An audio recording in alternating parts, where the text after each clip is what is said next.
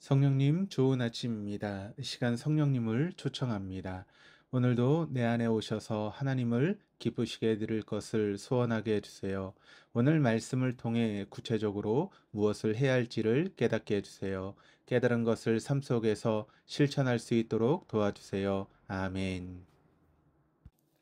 오늘 함께 나누실 하나님 말씀은 사도행전 19장 21절에서 41절까지 말씀입니다. 오늘 말씀은 바울의 3차 전도 여행 때 에베소에서 일어난 소동에 대한 그런 말씀입니다. 21절, 22절입니다. 이 일이 있은 후에 바울이 마게도냐와 아가야를 거쳐 예루살렘에 가기로 작정하여 이르되 내가 거기 갔다가 후에 로마도 보아야 하리라 하고 자기를 돕는 사람 중에서 디모데와 에라스도 두 사람을 마게도냐로 보내고 자기는 아시아에 얼마 동안 더 있으니라. 하나님께서 에베소에서 바울의 손으로 놀라운 능력을 행하게 하신 일이 있은 후에 바울은 앞으로의 전도 일정과 관련해서 오늘날의 그리스를 거쳐 로마로 갈 생각을 가지고 있었습니다. 그리고 바울과 협력했던 디모데와 에라스도를 마게도냐로 보내고 바울 자신은 잠시 더 에베소에 머물러 있게 됩니다. 22절에서 23절에서 29절까지 말씀을 보시면 바로 그때 에베소에서 바울로 인해 큰 소동이 일어나게 되었던 것입니다. 다시 말해서 바울로 인해 에베소에 거의 폭동 수준의 소요가 일어난 것입니다. 그 이유는 바로 바울이 전함 복음으로 인해 은으로 아데미 신상 모형을 만들어 팔아왔던 은세공 기술자들 중에 데메디리오라고 하는 사람이 나서서 자신들의 생업과 풍족한 생활이 위협을 받게 되었을 뿐 아니라 우리의 신앙과 도시들이 무시를 당했다라고 사람들을 선동한 것입니다. 그러자 에베소 온 시내 사람들이 바울과 같이 다니던 두 사람을 붙잡아 연극 공연장으로 몰려든 것입니다. 아데미는 당시 소아시아 모든 여신의 어머니 신으로 풍요와 다산의 에베소의 수호신이었습니다.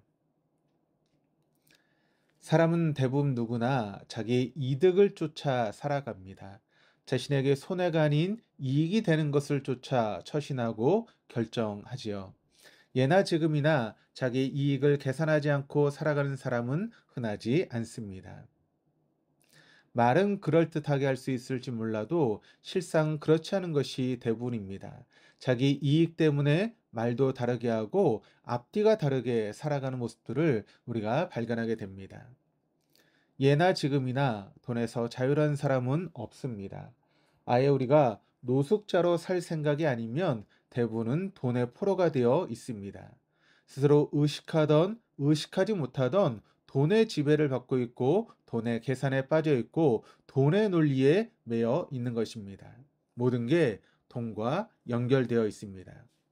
그럼에도 중요한 것은 바울은 돈으로 살지 않았습니다. 주님이 그러셨듯이 바울 역시 돈으로 살지 않았습니다.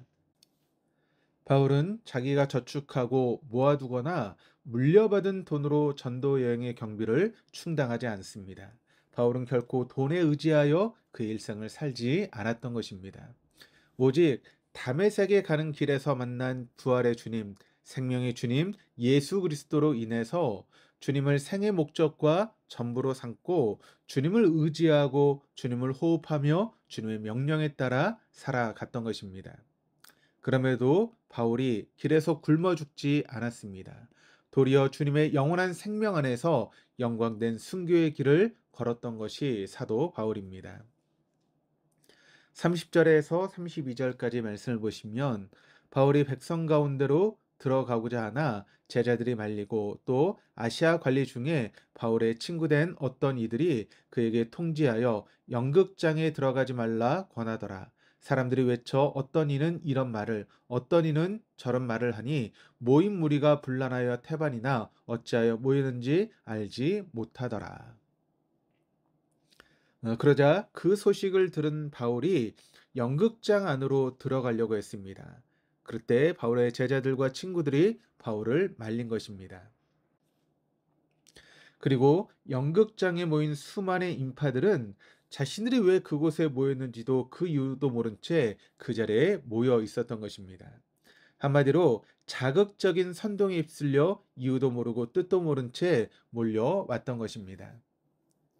본문은 바울이 왜 연극장 안으로 들어가려고 했는지 구체적인 이유는 밝혀주고 있지는 않습니다. 그럼에도 한 가지 분명한 것은 바울은 죽는 것을 두려워하지 않았다라고 하는 사실입니다. 바울이 연극장 안으로 들어가 에베소 사람을 설득하려 했는지 붙잡힌 두 사람을 구해내려고 했는지 알 수는 없지만 분명한 것은 바울이 흥분한 군중들이 가득한 연극장 안으로 들어가는 것은 실은 문매 맞아 죽을 수도 있는 상황이 발생할 수도 있는 일이었습니다. 그럼에도 바울은 주저하지 않고 연극장 안으로 들어가려고 하였다는 사실입니다. 사도행전을 비롯한 바울 서신 전반에 걸쳐서도 우리가 알 수 있듯이 바울은 죽는 것을 두려워하지 않았습니다. 사람이라면 당연히 죽음이 두려운 것이 현실이건만 바울은 죽음을 두려워하거나 혹은 죽을까봐 쩔쩔매며 살지 않았습니다. 다른 말로 이야기를 해서 바울은 죽음의 두려움을 이겼다라고 이야기할 수 있는 것입니다. 그럼 그렇다면 그 이유가 무엇이겠습니까? 바울이 배짱이 컸기 때문일까요? 아니면 이미 죽을 병에 걸렸기 때문이겠습니까? 아닙니다. 바울은 이미 부활하신 주님 안에서 하나님의 영원한 생명을 보고 경험했기 때문에 그랬던 것입니다. 하나님의 영원한 생명의 현실과 비밀을 알았기 때문에 결코 그는 죽음을 두려워하지 않았던 것입니다. 사람의 진정한 가치, 영원한 약속과 완성이 무엇인지를 주님 안에서 확실하게 보고 알고 경험했기 때문입니다. 이것이 바로 그리스도인들의 비밀이며 약속이며 존재감이며 영광이며 기다림인 것입니다.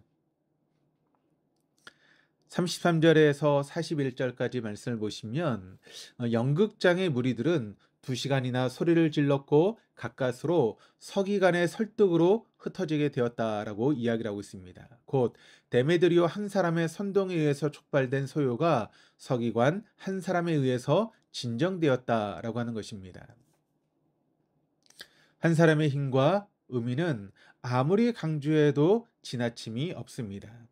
한 사람의 선동에 의해서 엄청난 소요가 일어나고 한 사람에 의해서 그 소요가 진정되었듯이 한 사람의 힘과 의미는 말의 표현을 넘어갑니다.